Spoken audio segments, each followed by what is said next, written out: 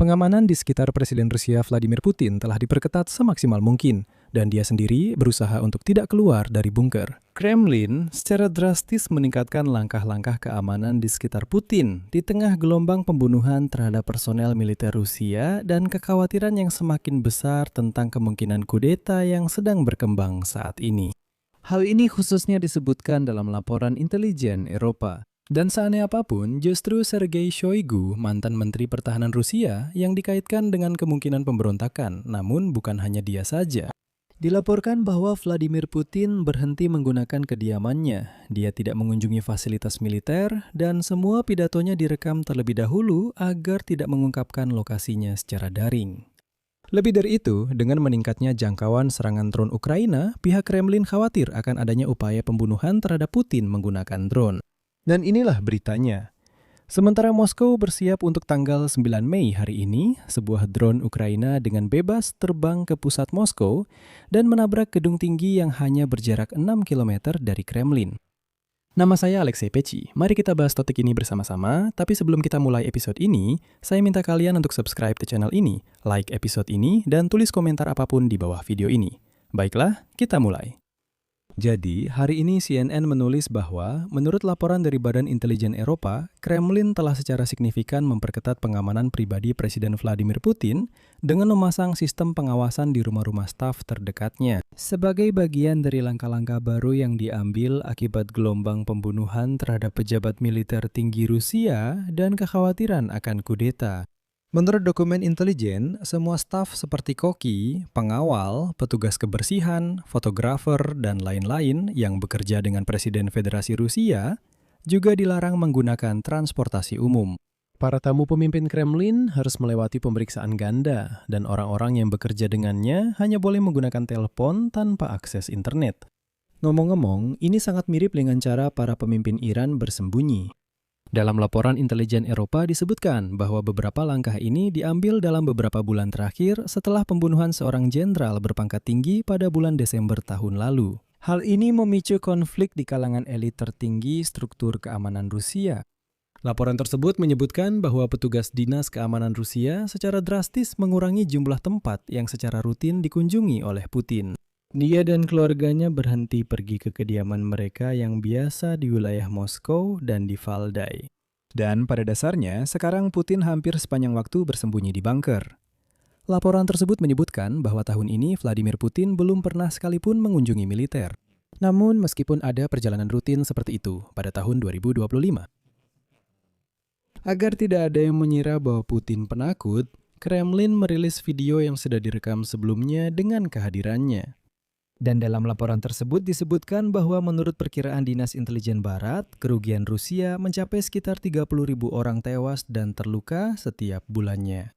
Dan perebutan wilayah yang terbatas di garis depan serta serangan drone berulang kali dari Ukraina ke wilayah Rusia membuat skala konflik ini menjadi tidak dapat diterima bagi banyak warga Rusia. Dan inilah contoh terbaru. Pada Minggu malam, sebuah drone menghantam gedung apartemen bertingkat di kawasan elit bagian barat pusat Moskow. Padahal, demi melindungi parade kemenangan di Moskow, pihak Rusia sudah mengerahkan sejumlah besar sistem pertahanan udara ke Moskow.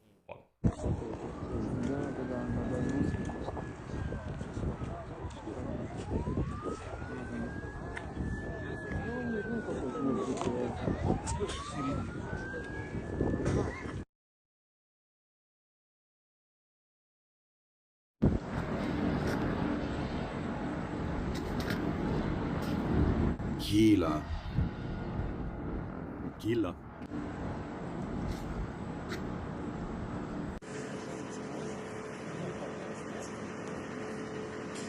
Jadi tidak ada asap, tidak ada bau hangus, tidak ada yang terbakar. Banyak mobil, entah untuk apa di sini. Memang tidak ada apa-apa. Banyak puing-puing berserakan di sana dari gedung itu.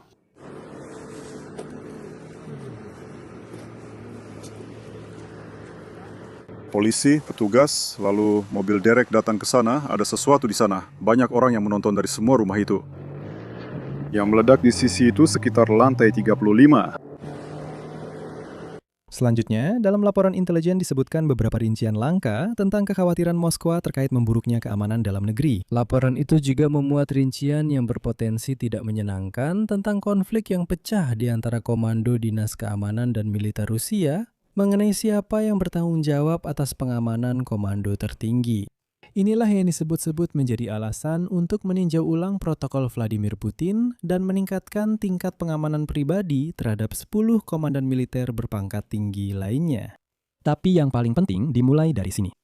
Laporan tersebut menyatakan bahwa sejak awal Maret 2026, kutipan, Kremlin dan Vladimir Putin sendiri khawatir tentang potensi kebocoran informasi rahasia, serta risiko konspirasi atau upaya kudeta terhadap Presiden Rusia. Dia sangat khawatir tentang penggunaan drone untuk kemungkinan upaya pembunuhan oleh anggota elit politik Rusia.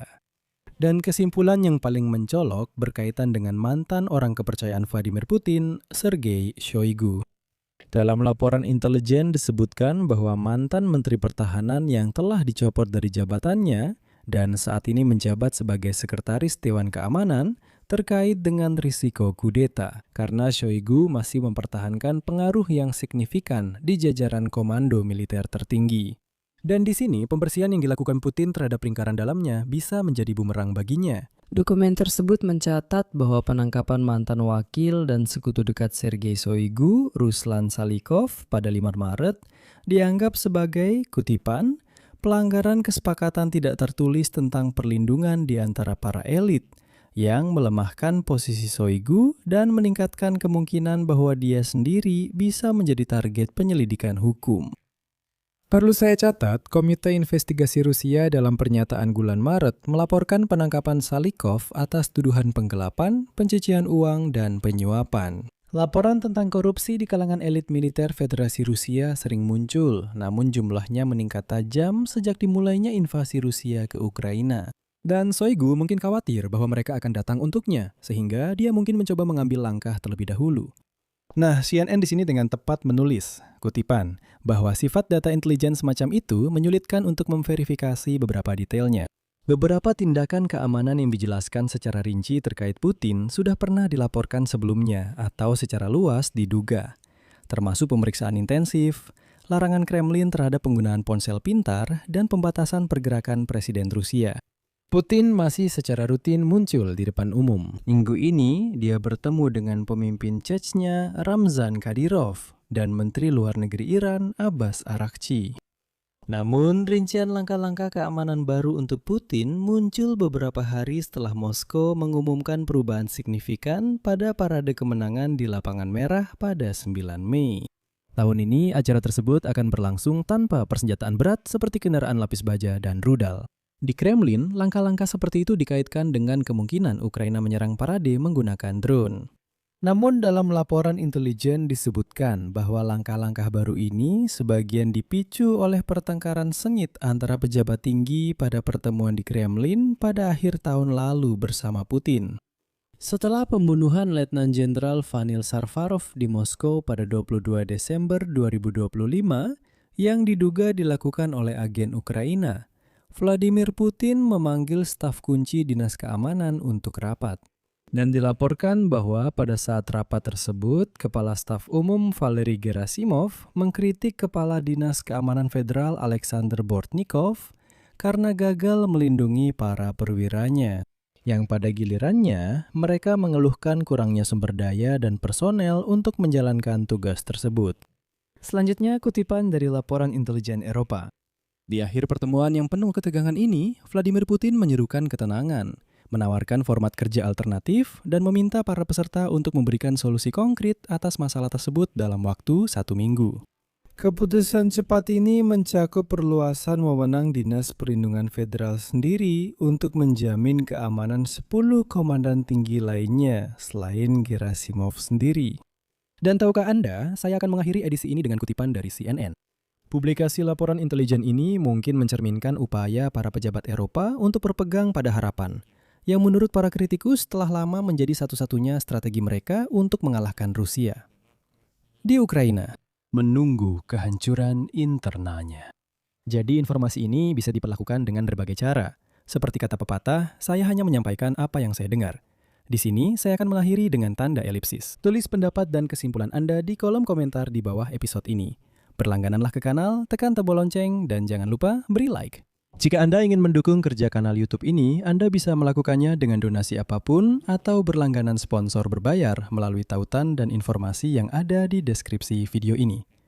Itu saja, jaga diri Anda, sampai jumpa semuanya.